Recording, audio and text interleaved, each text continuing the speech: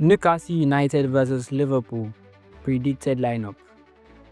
In goal, it's still going to be Alisson, no one else than Alisson. The 2 goals conceded against Bournemouth were never his fault. He even tried to save the Semenyo goal. Then in the heart of the defense, it's still going to be the captain himself, Virgil van Dijk. People have been slating him for the goal conceded, but then people forget that he's not even at fault majorly. It is Konate that didn't mark Semenyo very well. Then Konate is going to be pairing alongside him. Recently, Konate's form has been concerning, really concerning, because you could see that he was not comfortable throughout the game. Whenever Bournemouth attacks, he was never comfortable.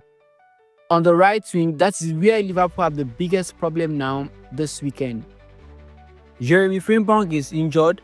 Conor Bradley just came back from injury. Gomez is not 100% match fit. So all the right backs that could start for Liverpool are all injured in this game, or just come back from injury, which means they are not 100% match fit. But however, I still believe Conor Bradley will get a nod ahead of Joe Gomez.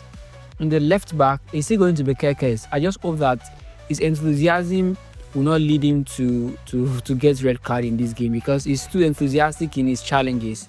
The way he lunges at people to retrieve the ball is too much. So I think he needs to calm things down. In the middle of the park, obviously McAllister will be benched because he's not 100% match fit. So Gravenberch will be back in the starting lineup. Alongside with him will be Szoboszlai. So by the time Conor Bradley or Gomez is being substituted, Szoboszlai might actually now be rotated to the right back. On the right wing, it's still going to be Mohamed Salah. In the last game, we didn't see much of him at all. Not until goal he scored. He was a very fair throughout the game. If not for the goal he scored, he could have been given a 3/10 rating in that game. On the right wing, on the left wing, is going to be Cody Gakpo. Gakpo has been trying, but then there is no flair that we used to see on Diaz on that wing, but he scores. That's what matters a lot. In the number 10 role, we're still going to have Florian Wirtz. Hopefully, he can bring in his A game into this game, because the last game against Bournemouth, he was berated like 2/10 because we didn't see much of him at all, and he was losing possession. His passes were off. He was just not himself in that game, and he was just being bullied off the ball easily. So I just hope that it brings on his A game into this game, and this game is going to be a very, very tough one.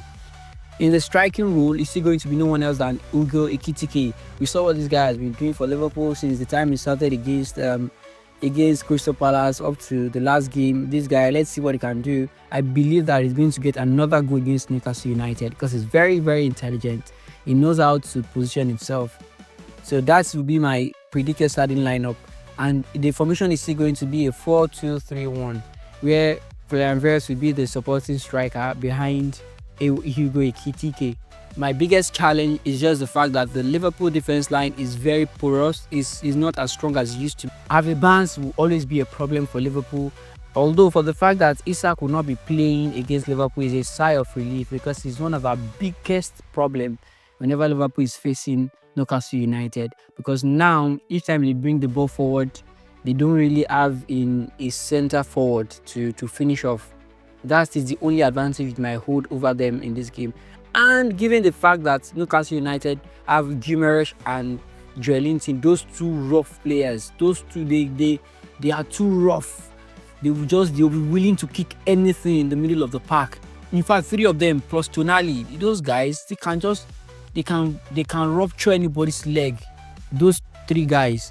I just hope Liverpool themselves will be able to match up with the energy these guys will bring into the game. My prediction is going to be a 2-1 win over Newcastle United in their own backyard, and it's going to be sweet.